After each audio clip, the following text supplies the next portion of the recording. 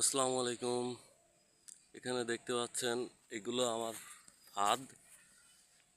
শুধু মাটি থেকে 5 ইঞ্চি উঁচু করে ফাঁদগুলো পাতা হয়েছে। এগুলো কিন্তু একদম মাটির সাথে লাগানো নাই। দেখেন এখানে কিন্তু এই যে 5 ইঞ্চি বা 6 ইঞ্চি উঁচু করে ফাঁদগুলো পাতা আছে। হ্যাঁ, এই যে মাটি থেকে এরকম 5 ইঞ্চি উঁচু করে ফাঁদগুলো পাতা লাগবে এবং ফাঁদের পাশে একটা ছোট্ট ঘর দেওয়া থাকবে, যেমনটা এখানে আমি আপনাদের দেখাচ্ছি। এই যে দেখেন, এই যে পাতা দিয়ে বা পানা দিয়ে এখানে আমি একটা ঘর বানাই দিছি, ছোটোখাটো একটা ঘর। আর এখানে দেওয়া আছে টোটাল দুইটা তিনটা ফাঁদ দেওয়া আছে। অন্য সাইডে আরও একটা ফাঁদ আছে।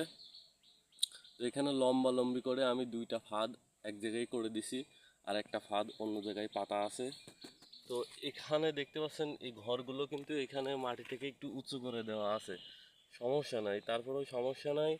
এখন আমি এখানে ব্লুটুথ স্পিকারে ডাহুক পাখি রিংটোন বাজাবো, আর ডাহুক পাখি এখানে এসে আটকাই যাবে। তো ভিডিওটি শেষ পর্যন্ত দেখতে থাকুন কিভাবে আমি ডাহুক পাখিগুলো ধরবো।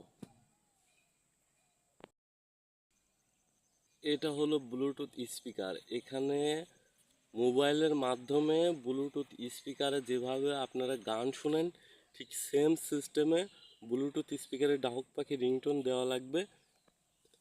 এইটা শুধু আমি ওই ঘরের ভিতরে রেখে দেব যেখানে ডাহুক পাখি রিংটোন বাজবে। আর আশেপাশে ডাহুক পাখি থাকলে অবশ্যই এখানে আসতে বাধ্য হবে।